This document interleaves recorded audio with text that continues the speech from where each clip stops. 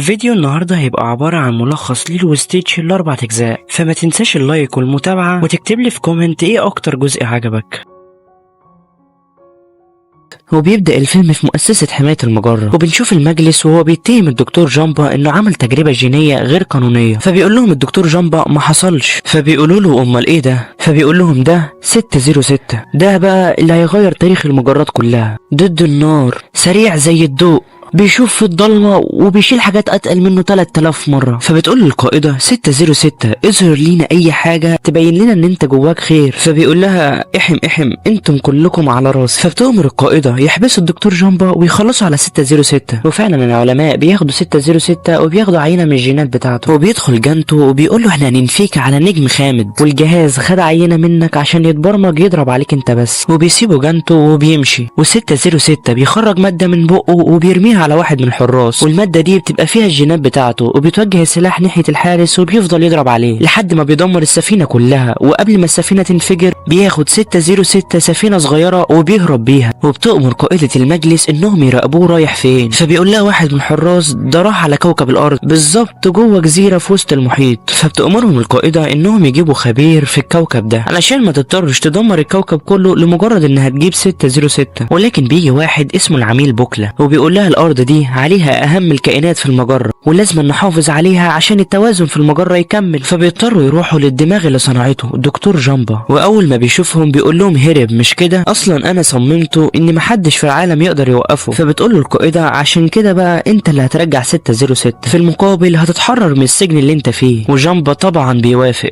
فبتقرر القائدة تبعت معاه بوكلا عشان يراقبه. وبعد كده بنروح على جزيرة هاواي وبنشوف بنت اسمها ليلو وهي خارجة من المية بسرعة عشان تلحق درس الرقص بتاعها. وفعلا بتوصل وبتبدأ ترقص وسط زمايلها، ولكن ليلو بتكون لسه مبلولة من البحر، عشان كده بتوقع مية في المكان وده بيخلي زمايلها يتزحلقوا. وواحدة منهم بتتريق عليها فبتضربها ليلو وبتعضها. وبعد ما بيخلصوا بتشوفهم ليلو وهم رايحين يلعبوا سوا، وبتكون حزينة جدا لانها ملهاش صحاب والكل شايفها غريبة. وبتتشجع ليلو وبتروح لهم وبتقول لهم ممكن العب معاكم بالعرايس، انا كمان معايا عروسة اي نعم راسها كبيرة ولكن ماشي الحال. ولان العروسة بيكون شكلها مخيف حبتين فبيسيبوها وبيجروا. في الوقت ده بنشوف ناني وهي رايحة تجيب ليلو ولكن بتكون اتأخرت عليها، فبتروح جري على البيت وفعلا ليلو بتكون هناك ولكن ما بتقدرش تفتح لناني لانها اتأخرت عليها. فبتقول لها ناني مش وقته، المشرف الاجتماعي زمانه جاي. وفعلا المشرف الاجتماعي بيوصل عشان يقيم الحياة بتاعت ليلو ويشوف ناني قد المسؤولية ولا لا. ولكن اول ما بيدخل بيلاقي الدنيا بايظة خالص زي ناني اللي بتكون سايبة الاكل على النار. ولما بيسأل ليلو عن حياتها فبتقول له زي الفرن، باكل 4 مرات في اليوم وبتضرب خميس وجمعة وبنام باقي الاسبوع. وبعد ما بتخلص بيروح لناني وبيقول لها كمان 3 ايام هعمل لكم زيارة تاني، لو لقيت الوضع زي ما هو هضطر اخد ليلو منك. وبعد ما بيمشي بتفضل ناني تجري ورا ليلو وبيتخانقوا سوا. وبتقول لها ناني افهمي بقى دول عاوزين ياخدوكي مني. ولكن ليلو بتدخل اوضتها وبتكون متضايقة جدا من اللي حصل. وبعد شوية بتروح لها ناني وبتفهمها انها خايفة يبعدوا عن بعض، وفعلا بتصالحها وبيفضلوا يهزروا سوا لحد ما بيشوفوا حاجة بتقع من السماء. وبتكون ليلو فاكراها نجم، فبتقول لي ناني تخرج بره عشان تتمنى امنية. وبتسمعها ناني من بره وهي بتتمنى ان حد يبقى صاحبها، حد ما يسيبهاش ويمشي ويبقى معاها على طول. وناني بتتأثر جدا من اللي بتسمعه وبتقرر تاني يوم تاخدها وتجيب لها حيوان أليف. وبنعرف ان الحاجة اللي نزلت من السما دي هي السفينة اللي عليها 606. وبيخرج من السفينة وبيمشي في الشارع ولكن بتيجي عربية على الطريق وبتخبطه، وبتنزل الشباب من العربية وبيلاقوه مغمى عليه. فبيقرروا يودوه لأي محل حيوانات يعالجه ويهتم بيه. وفي تاني يوم بيصحى 606 وبيلاقي نفسه جوه قفص كلاب، وبتكون الكلاب كلها خايفة منه من الحركات اللي عمال يعملها. في الوقت ده بتكون ليلو وناني واقفين في نفس المحل وبيدوروا على حيوان عشان يشتروه. ولكن 606 بيهرب من المحل وبيطلع للشارع، ولكن بيلاقي جامبا في استقباله وبيضرب عليه نار. فما بيكونش قدامه حل غير انه يرجع تاني للمحل. وبتدخل ليلو عشان تنقي الكلب اللي هتشتريه، ولكن بتكون كل الكلاب خايفة من 606. وبيشوف 606 صورة البنت بتحضن كلب، فبيحول نفسه الكلب وبيجري على ليلو وبيحضنها. وبتخرج لناني وبتقول لها انا خلاص لقيت الكلب اللي عايزاه، وكمان سميته ستيتش ستيتش. فبتقول لها ناني اشمعنى ده يعني؟ فبتقول لها ليلو لاني سمعته وهو بيتكلم جوه، ولكن صاحبة المحل بتقول لها الكلام ده بيحصل في الافلام وبس، وفعلا بيدفعوا الفلوس وبيشتروه. وبيطلع ستيتش بره وبيستغرب جامبا هو ليه ما هربش، وبيكون خلاص هيضرب عليه نار، ولكن بتيجي ليلو وبتحضنه فما بيعرفش جامبا يأذيه. وهم في الطريق بيقابلوا صحاب ليلو وبتحاول ليلو تعتذر لهم، ولكن بيتريقوا عليها تاني وبيتريقوا على شكل ستيتش. فبتدخل ساعتها ستيتش وبياخد العجلة من واحدة منهم وبياخد ليلو وراه وبيجري بيها، وبيروحوا للمطعم اللي شغالة فيه ناني. وبالليل بيعمل ديفيد عرض بالنار ولكن بيفشل وبيولع المكان كله. وبنعرف ان ديفيد ده شغال مع ناني في نفس المطعم وحاول يتكلم معاها كذا مرة، ولكن ناني بتقوله انا ما ينفعش اسيب ليلو لوحدها. ساعتها بيشوف ستيتش اكل على الارض وبيروح عشان ياكله، ولكن ما بيكونش اكل، بيكون فخ من جامبا. ولكن ستيتش بيضربه هو وبوكلا، وناني بتزعق له عشان يسيبهم، ولكن صاحب المطعم بيجي وبيرفض ناني من الشغل. فبتعتذر لها ليلو لان هي وستيتش كانوا السبب في رفضها، ولكن ناني بتقول لها انا كده كده كنت هسيب الشغل ده، وبتعرفها ان هي ملهاش ذنب. وبعدها بيدخل للبيت، واول ما ستيتش بيدخل جوه بيكسر الدنيا كلها. بتشك ناني انه مش كلب اصلا وبتكون عاوزه ترجعه، ولكن بتعرفها ليلو ان احنا عيلته الوحيده، وبتفكرها بكلمه باباها اوهانا ومعناها العيله، ومحدش في العيله بيستغنى عن التاني. واول ما ناني بتسمع الكلام ده بتغير رايها وبتدخل تنام، وبتطلع ليلو وستيتش للاوضه وبتوري له سريره والعروسه بتاعته، ولكن ستيتش بيزقها وبيطلع على سريرها، ولما بتأمره ينزل على سريره بيضربها بالمخده، وبيلاقي ستيتش صوره تحت المخده، واول ما بيمسكها بتزعق له ليلو وبتقول له اياك تلمسها تاني، وبيفضل ستيتش يقطع في الرسومات ويكسر في المكان. في الوقت ده بيكون جامبا بيسأل نفسه يا ترى 606 بيعمل ايه دلوقتي؟ هو اصلا متصمم يكون مدمر ويبوظ كل حاجه بيلمسها. وبنرجع لستيتش اللي لقى كتاب عليه صوره بطه، فبيروح لليلو وبيقول لها ايه ده؟ فبتحكي له ليلو الحكايه وبتقول له ده بط صغير بعيد عن عيلته عشان كده هو زعلان. وفي الصفحه التانيه بيلاقوه عيلته، وساعتها البطه الصغيره بتكون فرحانه جدا عشان رجعت لعيلتها من تاني. فبيتأثر ستيتش جدا وبياخد الكتاب في حضنه وبينام. وتاني يوم بنشوف المشرف الاجتماعي السيد كوبرا وهو بيزور ناني، وبيقول لها انا عارف انك سبت الشغل بتاعك ولازم تلاقي شغل بسرعه عشان تقدري تكملي حياتك مع ليلو. فبيطلع له ستيتش وبيديله بالكتاب في دماغه، بيقول لهم السيد كوبرا في المره اللي جايه تكوني لقيتي شغل والكائن ده يبقى محترم، وبيسيبهم وبيمشي.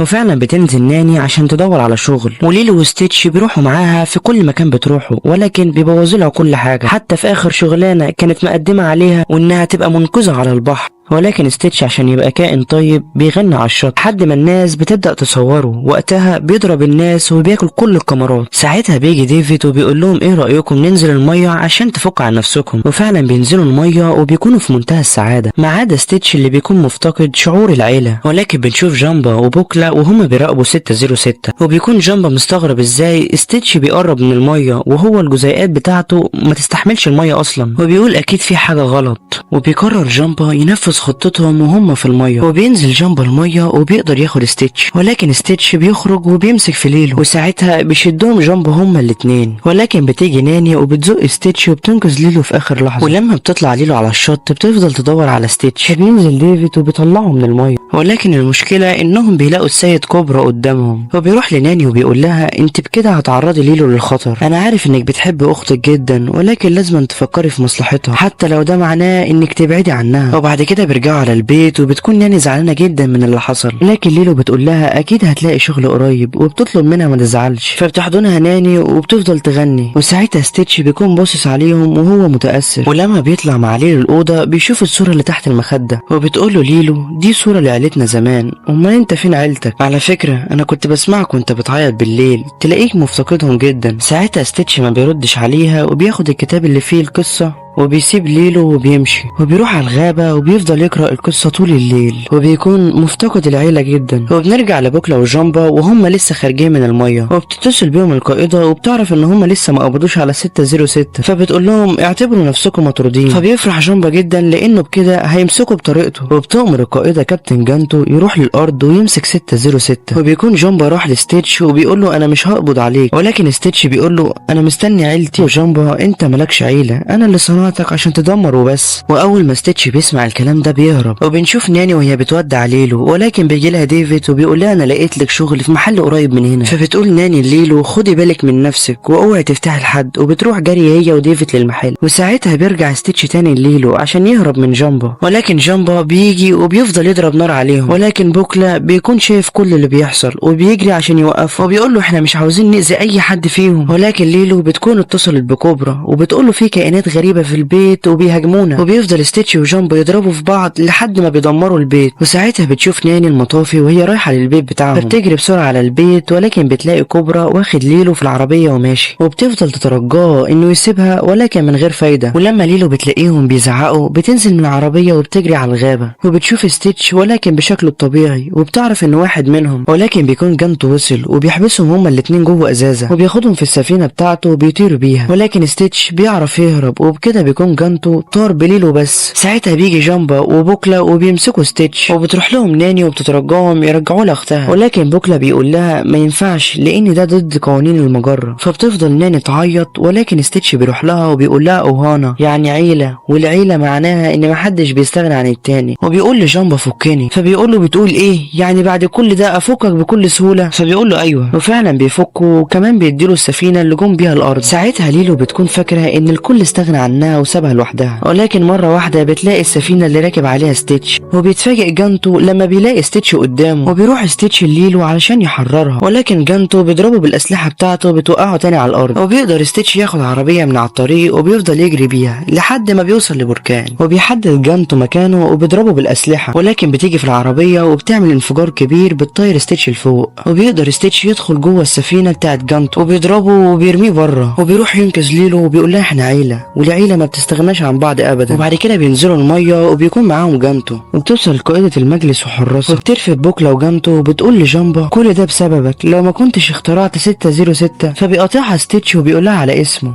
فبتستغرب جدا انه عرف اساليب الحياه لانه مصمم علشان يدمر وبس. وبيستاذنها ستيتش انه يودع ليلو وناني، وفعلا بتوافق، وبيقول لها ستيتش دول هم عيلتي، انا لقيتهم بنفسي، اي نعم عيله صغيره ولكن طيبه. وبيودعهم ستيتش وبيطلع على السفينه، ولكن ليلو بتروح للقائده وبتقول لها ما ينفعش تاخدوا ستيتش لان اشتريته من محل الحيوانات، وبتوريها العقد، وفعلا بتحرر ستيتش، وعشان قوانين المجلس فبتقرر تنفيه مدى الحياه هنا على كوكب الارض وسط عيلته اللي هتكون تحت حماية اتحاد المجرات الكوني. وبنعرف ان السيد كوبرا تبع مجلس المجرات، وبتسيبهم القائدة وبتمشي، وبنشوف ان ليلو وستيتش وناني وديفيد عايشين مع بعض وبيكونوا كلهم في منتهى السعادة.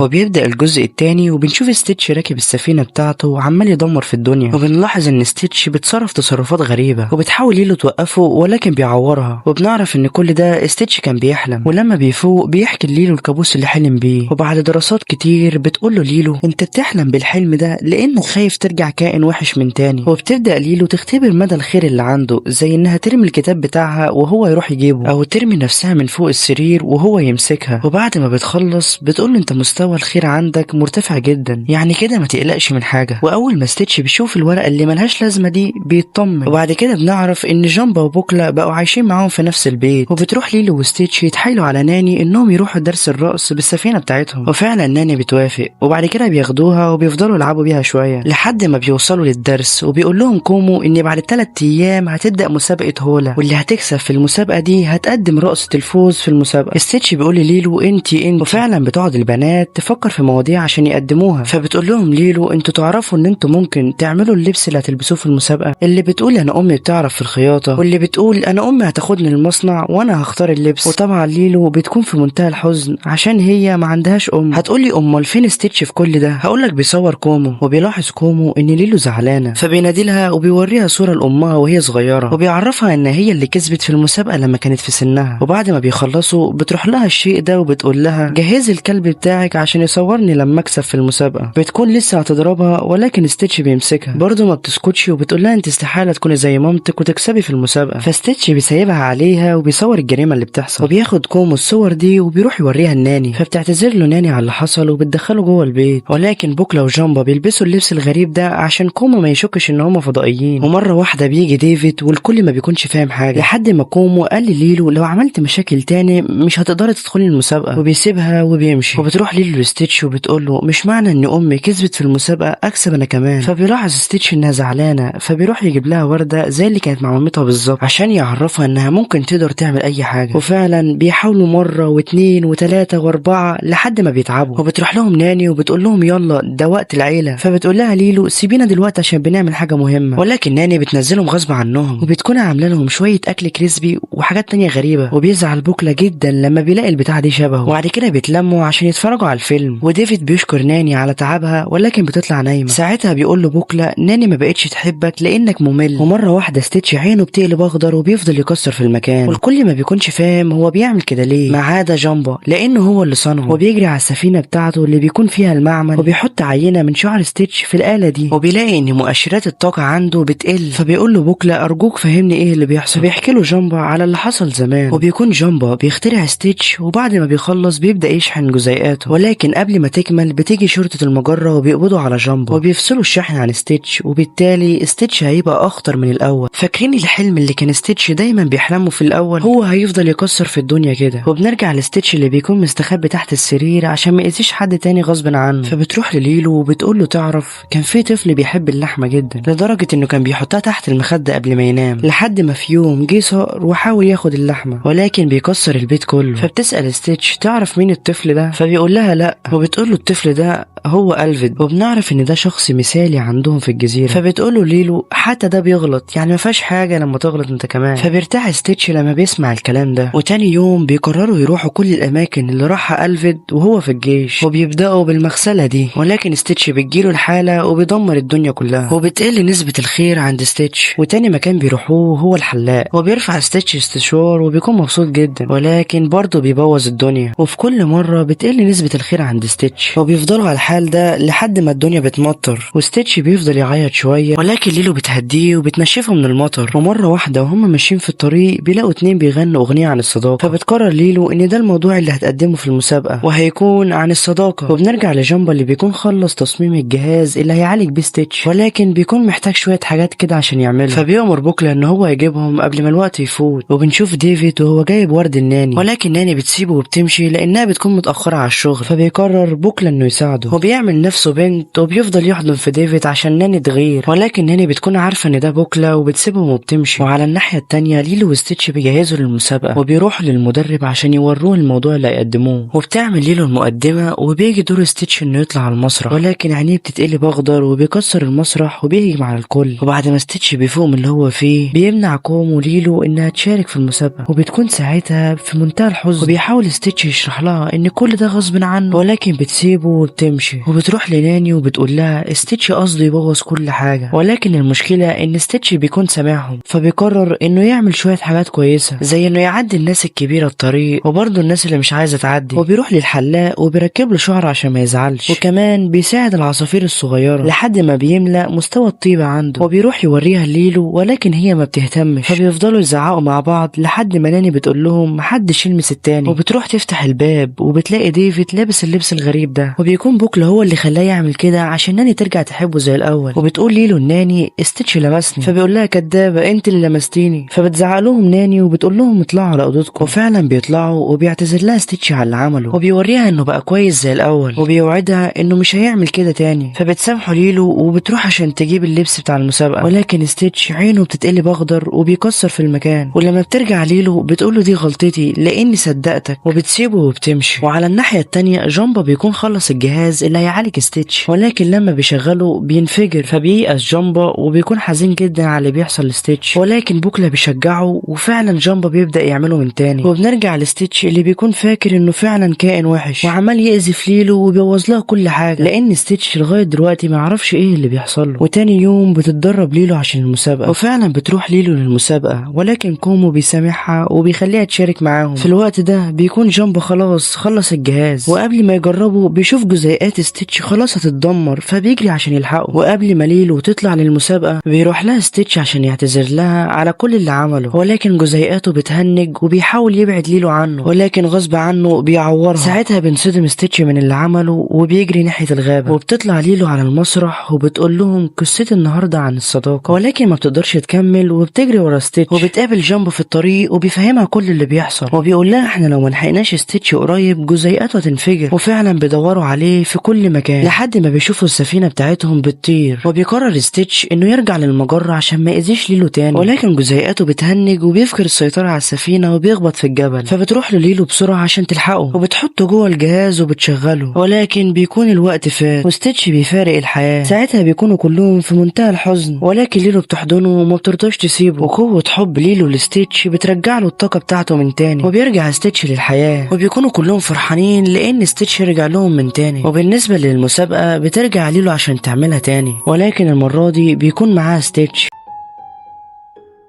بيبدأ الفيلم بجانتو وهو بيتكلم مع الفار ده، وبنعرف ان اسمه مستر اكس، وبيكونوا بيفكروا في خطة شريرة. وبعد كده بنشوف ناني وديفيد وهم واقفين على الشط، وبيجي لهم جامبا وبوكلا عشان يقضوا وقت جميل مع بعض. وبتسأل ناني جامبا لو كان شاف ليلو، ولكن جامبا بيقول لها انا كنت فاكرها معاكي. وبنشوف ليلو بتعلم ستيتش ازاي يتعرف على الناس، ولكن ستيتش بيروح يحضن الطفل ده، وطبعا الطفل بيصرخ وبيجري، وبيروح يلعب مع شوية شباب بالكورة، ولكن الكورة بتلزق في ايده وبتفرقع. وبيكون ساعتها في منتهى الحزن لانه مش لاقي حد شبهه او يفهمه او يقعدوا يتكلموا مع بعض، لدرجه ان ستيتش من كتر الوحده اللي عنده بيفضل يكلم نفسه في المرايه. فبتروح لليلو وبتقول له ما تزعلش، وكمان ما تنساش انك واحد من العيله. وعلى الناحيه التانيه ناني بتستأذن بوكلا انه ياخد باله من ليلو، وبتديله فلوس يجيب اكل بدل الاكل اللي حرقه اللي بيكون في الاصل اكل كلاب، وبتسيبه وبتمشي. وبيروح ستيتش لجامبا وبيقول له انا ليه ماليش اخوات. ما بيلحقش جامبا يقول له حاجه وبيلاقي جانتو قدامه، وبنعرف انه مش جاي عشان ستيتش ولكن بيكون عاوز جامبا. وبنشوف جامبا بيدي بوكلا حاجه غريبه عشان ياخد باله منها، ولكن بالغلط بتقع كوره من الحاجه دي، وبيوصل جانتو لجامبا وبياخده هو والكوره اللي وقعت، وبيرجع للفضاء. ولكن ستيتش بيروح للسفينه بتاعتهم وبيفضل يصلح فيها لحد ما بتشتغل، وبيروح هو وليلو ورا جانتو. ساعتها بترجع ناني وديفيد البيت وبتلاقيه متكسر ومحدش موجود فيه، وبنرجع لستيتش اللي بيفضل يضرب جانتو بالاسلحه، ولكن جانتو بيضربهم بالكهرباء وبيوقف لهم السفينه، ولحسن الحظ بيرجعوا للارض بسلام. وبعد كده بيروحوا للبيت وما بيلاقوش ناني، وبيسمع ستيتش صوت جاي من الصندوق ده، ولما بيفتحوه بيلاقوا جواه بوكلا، وبيقول لهم بوكلا جانتو جه الارض عشان البتاع دي. فبياخدوا ستيتش وبيفتحوا، ولكن بيتفاجئ لما بيلاقي اعداد كبيره من التجارب اللي زي ستيتش. يقول لهم بوكلا على ما اظن لو في كوره منهم اتبلت هتتحول زي ستيتش، وكل واحد فيهم ليه قوه خارقه خاصه بيه. فبتقوله ليلو طب ايه رايك ما نحولهم كلهم ونروح ننقذ جامبا، ولكن بوكلا بيمنعها وبيقول لها التجارب لغايه دلوقتي مش مستقره ومحدش عارف ايه اللي ممكن يحصل. وبيحط بوكلا الاختراع في صندوق وبيقفل عليه كويس، وبيأكد عليهم تاني ان محدش فيهم يقرب من الصندوق، ولكن بيقولوا له ما تقلقش من اي حاجه. ساعتها بتيجي ناني وبتطمن عليهم وبتحكي لها ليلو كل اللي حصل، فبتقرر ناني تساعدهم وبتكلم كوبرا عشان يشوف حل. وبيروح بوكلا يكلم سجل المجرات كله لحد ما يلاقي جامبا، ولكن ليلو وستيتش بيروحوا يكسروا الصندوق وبياخدوا الاختراع وبيحاولوا يهربوا من غير ما بوكلا يشوفهم، وفعلا بيقدروا يودوا الاختراع للحمام. وبتقول ليلو لستيتش اختار نموذج يقدر يشحن طاقة السفينة من تاني، وفعلا بيختاروا التجربة 2-2-1، وبتكون القوة الخارقة اللي عنده هي الكهرباء، والجهاز بيطلع له الكورة بتاعة التجربة وبيحطها ستيتش في المية، وبيطلع 2-2-1 وبيبوظ كهربة البيت كله، وبعد كده بيهرب. وبيزعل ستيتش جدا لانه كان نفسه يتعرف عليه. وبنشوف جانتو بيعذب جامبا عشان يقول له فين مكان التجارب، وبيروح له مستر اكس هو كمان وبرضه بيحاول يعرف مكان التجارب، ولكن جانتو بيعرف مستر اكس انه لقى التجربه دي في الاوضه بتاعت جامبا. فبيقرر مستر اكس يحول التجربه عشان يعذب بيها جامبا، وبالتالي هيعترف عن مكان التجارب. وبنرجع لليلو اللي خدت ستيتش والكشاف وراحوا يدوروا على التجربه اللي هربت منهم، وبيدوروا عليها في كل مكان لحد ما ستيتش بيطلع فوق الشجره وبيفعل الرؤيه الليليه، وفعلا بيشوف اشاره كهرباء. وبنرجع لجانتو اللي رمى التجربه في الميه وبتتحول لكائن كبير، فبيطلع جانتو ومستر اكس بره عشان يسمعوا جامبا وهو بيتعذب، ولكن ما بيسمعوش حاجه. فبيقرروا يدخلوا يشوفوا فيه ايه، ولكن بيتفاجئوا لما بيلاقوا التجربه عماله تعمل سندوتشات وتاكل. فبيقول لهم جامبا التجربه دي كسوله وجبانه وما بتعملش حاجه في حياتها، ولكن الحاجه الوحيده اللي بتعرف تعملها وهي السندوتشات. وبنشوف ليلو وستيتش وهم رايحين ناحيه الكهرباء اللي شافوها، ولكن بالغلط بيقعوا على الخيمه اللي فيها اصحاب ليلو. وبتتفاجئ ليلو لما بتلاقي اصحابها متجمعين من غيرها، لان البنت دي قالت لليلو ان هم مش هيتجمعوا، وده طبعا عشان ليلو ما تجيش معاهم. وبتزعل اكتر لما بتلاقي ان الكهرباء اللي شافوها بتكون صاعق ناموس، والبنت دي بتفضل تتريق عليه عليها، ولكن ستيتش بيعرف يسكتها. وبعد كده بيرجعوا للبيت وبيحاولوا يدخلوا بالراحه عشان ناني ما تسمعهمش، ولكن ناني بتقفشهم وبتفضل تجري وراهم، ولكن بيعرفوا يهربوا منها. وبنشوف بوكلا لسه قاعد يتصل بسجل المجرة، ولكن لحسن الحظ جامبا بيرد عليه، ولكن مستر اكس بيعرف وبيقول لبوكلا لو ما رجعتوش كل التجارب مش هتشوفوا جامبا تاني. وبوكلا بيقول الكلام ده لليلو وستيتش وما بيكونوش عارفين هيتصرفوا ازاي. وفي تاني يوم بيجيلهم كوبرا وبيحكوا له كل اللي حصل، فبيقول لهم احنا هنستنى مستر اكس يتصل بينا علشان نتفق على المكان اللي هنبدل فيه التجارب بجامبا، وساعتها مجلس المجرة هيتصرف بطريقته. فبيقول له بوكلا هيتصرف ازاي يعني؟ فبيقول له كوبرا الموضوع سري، وبيأمر ليلو وستيتش انهم ما يتدخلوش في الموضوع. فبيقول له ستيتش ما تخافش، وبتقول ليلو لستيتش احنا لازم نرجع التجربه اللي هربت مننا علشان لو مستر اكس اكتشف ان في تجربه ناقصه مش هيرجع لنا جامبا. ولكن ستيتش بيسرق عربيه كوبرا وبيعيشوا شويه دور المحققين، وهم في الطريق بيقابلوا صحاب ليلو، فليلو بتبص لهم كده وبتسيبهم وبتمشي، وبيبداوا يدوروا عليه في كل مكان. وبنشوف التجربه وهي عماله تبوظ في اجهزه الفندق، فبتدخل ليلو وستيتش عشان يمسكوه، وبيحاول ستيتش يمسكه ولكن التجربه بترمي عليه جرعه من الكهرباء، ولكن ستيتش بيوقعه جوه الفازه دي، وبينبسط جدا لما بيشوفه،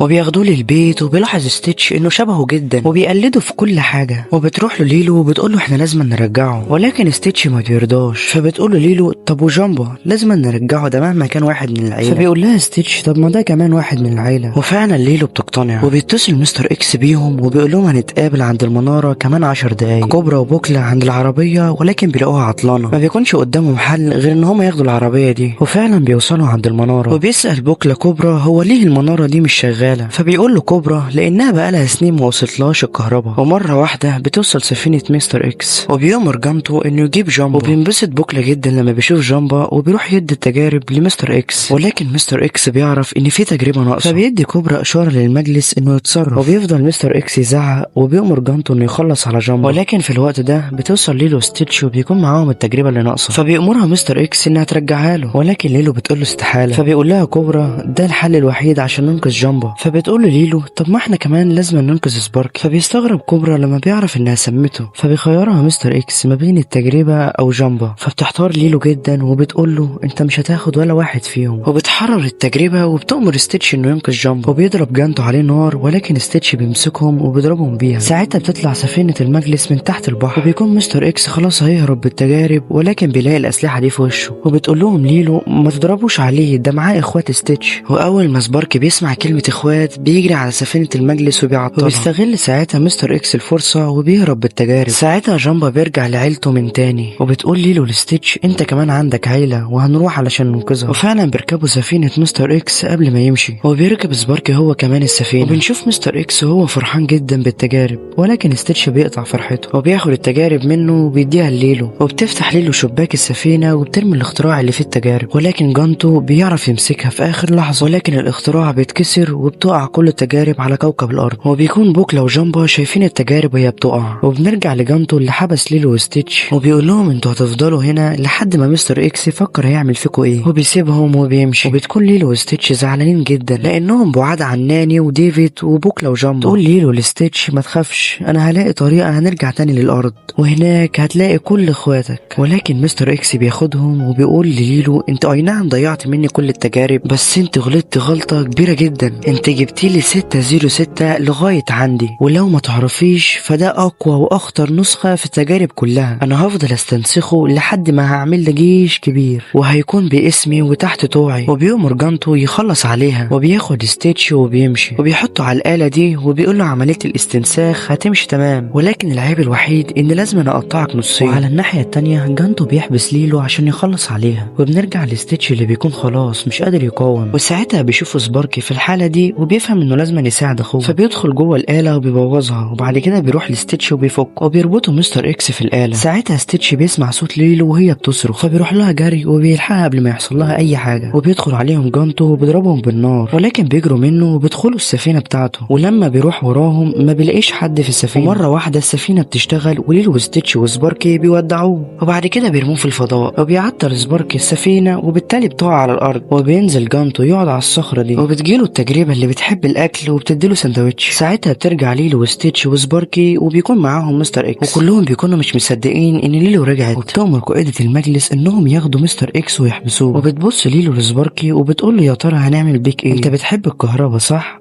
بس المشكلة انك بتبوظ الحاجات الحاجات الصغيره، ولكن بيجي لها ستيتش وبيشاور لها على المناره، وفعلا بيطلعوا المناره وبيوصل ستيتش السلوك بتاعه المناره في سباركي، والمناره بترجع تشتغل بعد سنين طويله. وبينبسط بوكلا وكوبرا جدا من شكل المناره الجميل، وبتقول لهم قائده المجلس انا هضطر اخلي كوكب من البشر وادمره، انه دلوقتي مليان بالتجارب الجينيه الغير قانونيه. ولكن ليلو وستيتش بيقولوا لها ما ينفعش تعملي كده لانهم من العيله، وكل واحد فيهم ليه فايده، زي سباركي اللي بيشغل المناره، وكمان زي ستيتش اللي عايش معايا وبيساعدني، واكيد كل واحد فيهم ليه الحاجه اللي بيعملها. فبتوافق قائده المجلس بس بشرط ان ليلو وستيتش يدوروا على التجارب ويعرفوا كل واحد فيهم مميز في ايه. وبيقول لهم جامبا يا ريت نلحقهم قبل ما يلمسوا الميه. وبنشوف التجارب اللي بتقع في النهر وبتتحول، واللي كانت على الشط ولمست ميه البحر، واللي اتحطت في كوبايه الشاي. بيبدأ الفيلم في مجلس المجرة، والقائدة بتكرم ليلو وستيتش وجامبا وبوكلا لأنهم قدروا يمسكوا ال 625 تجربة اللي اخترعهم جامبا، وقدروا يحولوهم من كائنات شريرة لكائنات طيبة. وبتروح لجامبا وبتديله مفتاح المختبر بتاعه اللي خدته منه في الجزء اللي فات بسبب التجارب الغير قانونية اللي بيعملها. وبتعين بوكلا دكتور في علم دراسة الأرض لجامعة تحالف المجرة، وبيجي دور ستيتش وبتعينه قائدة المجلس قائد للسفينة BRB 9000. وبيفرح ستيتش جدا بالمكافأة دي. واخيرا بيجي دور ليلو اللي بتتعين رقيبة على التجارب في الارض. فبتقول ليلو للقائدة ده معناه ان ستيتش وجامبا وبوكلا مش هيرجعوا معاها للارض. فبتقول لها القائدة على حسب هما يختاروا ايه، والكل بيقول لها طبعا عاوزين نرجع للبيت، بس بيكون الكلام ده من ورا قلبهم. فبتلاحظ ليلو انهم زعلانين ان هما هيسيبوا كل ده وهيرجعوا للارض من تاني، ولكن بيركبوا السفينة وبيرجعوا للارض، وهناك بنشوف التجارب وهي عايشة على الارض ومبسوطة. وبتكون ليلو عاملة كتاب فيه كل التجارب واماكنها، وبتقول لستيتش ايه رأيك في الكتاب، ولكن ستيتش ما بيردش عليها. هو بيعمل مجسم للسفينة BRB وبيفضل يلعب بيها. وبتسأل ليلو جامبا انت بتعمل ايه بالميكرويف، فبيقول لها جامبا عشان شغال على اختراع جديد. وبيروح لها بوكلا وبيفضل يقول لها شوية حاجات كأنه بيدي محاضرة. وبنشوف جانتو لسه بيحاول يصلح في السفينة بتاعته هو والتجربة اللي بتحب الاكل، ولكن برضه بيفشل. وبنعرف ان في سفينة صغيرة معاه هياخدها علشان يحرر مستر اكس بعد ما اتحبس في سجن المجرة في الجزء اللي فات. وفعلا جانتو بياخد السفينة وبيطير. وبنشوف جامبا شغال على الاختراع بتاعه، ولكن الادوات اللي بيستخدمها بتكون بدائيه شويه، علشان كده الاختراع بيفشل. ساعتها بتدخل عليه ليلو وبتفضل تبص للمفتاح المختبر بتاعه، وبتكون في منتهى الحزن. وهي في الطريق بتشوف بوكلا واقف قدام المرايه وبيمثل انه في محاضره، ولما بيشوف ليلو بيعمل نفسه بيغسل سنانه. وبترجع ليلو للاوضه وبتلاقي ستيتش بيتفرج على نموذج لسفينه BRB،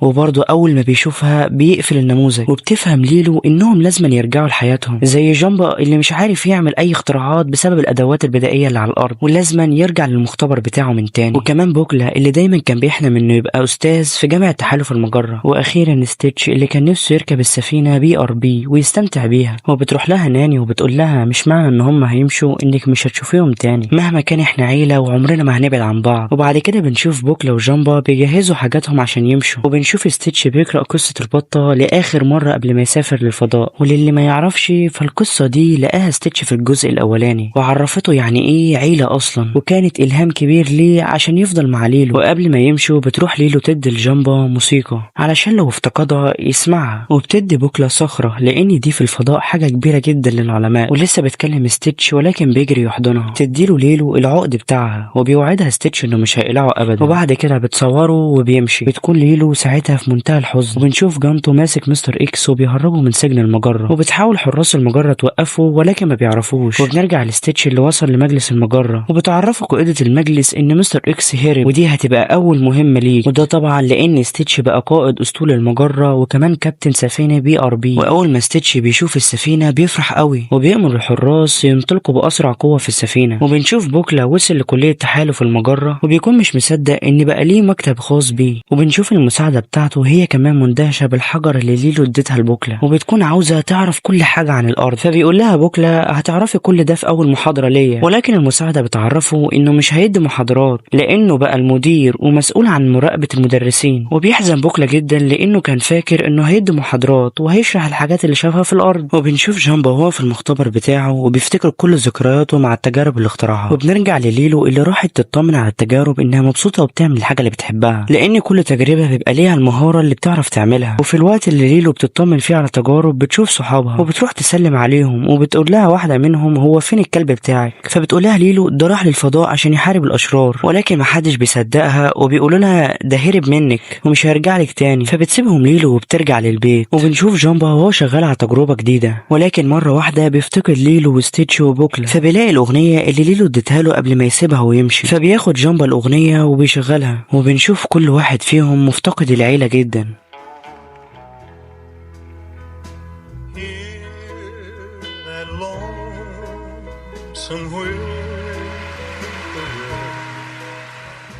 وبعد ما بتخلص الأغنية بيروح مستر إكس لجامبا، وأول ما جامبا بيشوفه بيخبي التجربة اللي شغال عليها بسرعة، وبيأمره مستر إكس إنه يصنع له تجربة شريرة جدا عشان يسيطر على العالم. ولما جامبا بيرفض بيفكروا مستر إكس إن هما كانوا أعز أصحاب زمان وعملوا تجارب كتيرة سوا، ولكن جامبا برضه بيرفض. فمستر إكس بيدي إشارة لجانتو علشان يهدد جامبا، وبيقول له مستر إكس أنا عاوز التجربة تبقى أقوى تجربة في التجارب كلها، وكمان أنا ما بحبش اللون الأزرق فخلي التجربة لونها أحمر. فبيقول له جامبا الموضوع مش بالسهولة دي، ده هياخد مني سنة تصميم على الأقل. فبيطلع له مستر إكس التجربة اللي كان مخبيها، وفعلا جامبا بيبدأ يشتغل عليها. ساعتها بيتصل بيه بوكلا وبيقول له إيه رأيك أجيلك علشان بقالي كتير ما شفتكش، ولكن مستر إكس بيزعق له، فبيضطر جامبا يرفض وبيقول له مش عاوزك تجيلي أبدا. وطبعا بوكلا بيزعل جدا، وبيكون جامبا خلاص قرب يخلص التجربة، ولكن الغريبة إنه بيشغل الموسيقى بتاعت ليلو. ولما بيسأله مستر إكس شغلتها ليه، فبيقول له جامبا عشان التجربة تبقى أقوى. وفعلا جامبا بيشحن جزيئات التجربة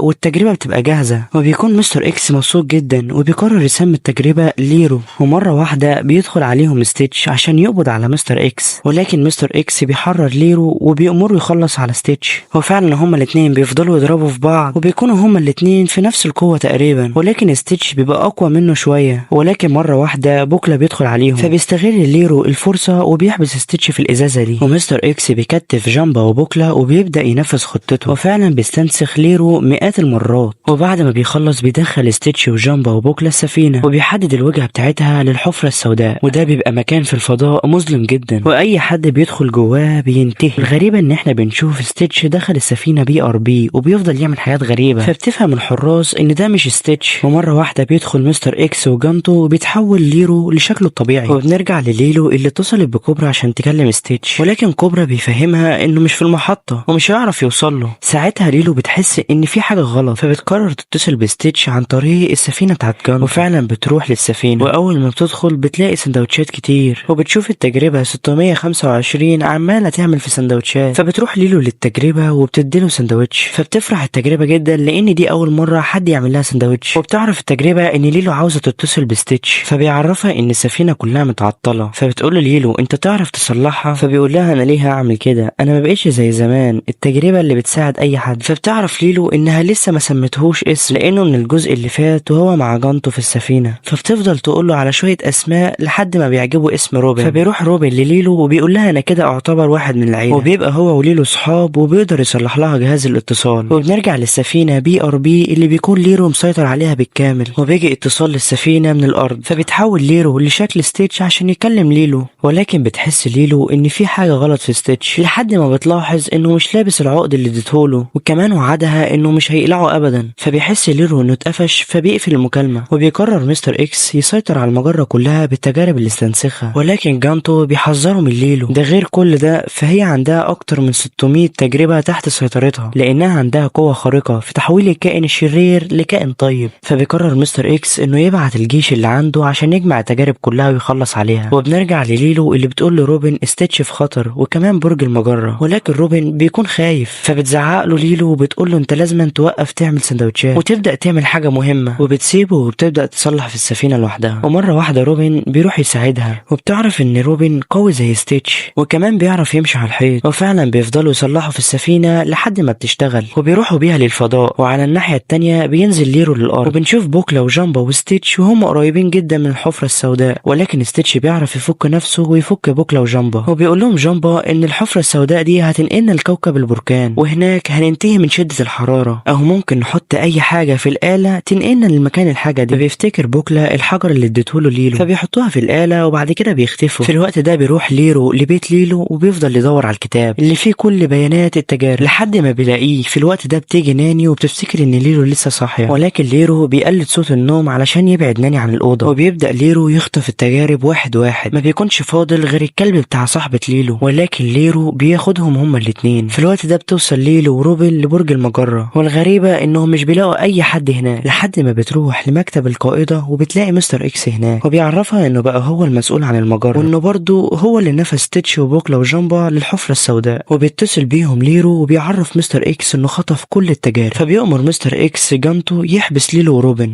وقبل ما يمشي بيترك جانتو لانه خلاص مبقاش محتاجه دلوقتي. وفعلا جانتو بينفذ كلامه وبيحبس ليلو وروبن. وقتها ليلو بتكون في منتهى الحزن لانها فاكره ان ستيتش وجامبا وبوكلا ماتوا. ومره واحده جانتو بيرجع لهم من تاني وبيقول لليلو انا هحرركم، وبيكونوا خلاص هيهربوا، ولكن نسخ ليرو بتشوفهم وبتحاصرهم. ساعتها بتتفتح بوابه سحريه وبتخرج منها السفينه اللي عليها ستيتش، وبتكون ليلو فرحانه جدا لانهم لسه عايشين. وبتركب ليلو وروبن وجانتو معاهم السفينه وبيرجعوا للارض علشان ينقذوا التجارب من مستر اكس. وبنشوف ليرو حابس التجارب كلها في ملعب كبير، وبيجي مستر اكس بالسفينه وبيوجه الاسلحه ناحيه التجارب، وقبل ما يخلص عليهم بيجي ستيتش وبيكسر كل الاسلحه. وبيستغرب مستر اكس لما بيشوفهم لانه فاكر انهم محبوسين، ولكن جانتو بيقول له انت عمرك ما هتفهم يعني ايه عيله. ولكن مستر اكس ما بيهموش الكلام ده كله لانه بيكون مستنسخ جيش بحاله. وبيروح ستيتش يشجع التجارب وبيهجموا على الجيش بتاع مستر اكس، وكل تجربه فيهم بتحارب بطريقتها وبيكونوا هم المسيطرين في المعركه، ولكن الجيش بتاع مستر اكس بيكون عدده كبير وبيقدروا يسيطروا على ستيتش. وهنا بنشوف انجل حبيبه ستيتش لاول مره، وبتكون خايفه جدا على ستيتش، فبتجري بسرعه وبتضرب النسخ اللي كانت محاصراه. وهنا بتكتشف صاحبه ليلو ان الكلبه بتاعتها اساسا واحده من التجارب، ولان الجيش بتاع مستر اكس بيكون عدده كبير فبيقدر يسيطر على التجارب كلها. فاكرين لما جامبا كان بيصنع ليرو شغل الاغنيه اللي اديتها له ليلو، وبيكون جامبا عمل كده علشان تكون دي هي نقطه ضعف ليرو. ولما ليلو وستيتش بيسمعوا الكلام ده بيجهزوا الاجهزه والانوار، وبيبدا ستيتش يغني هو وليلو وروبن. ساعتها النسخ اول ما بتسمع الاغنيه بتموت،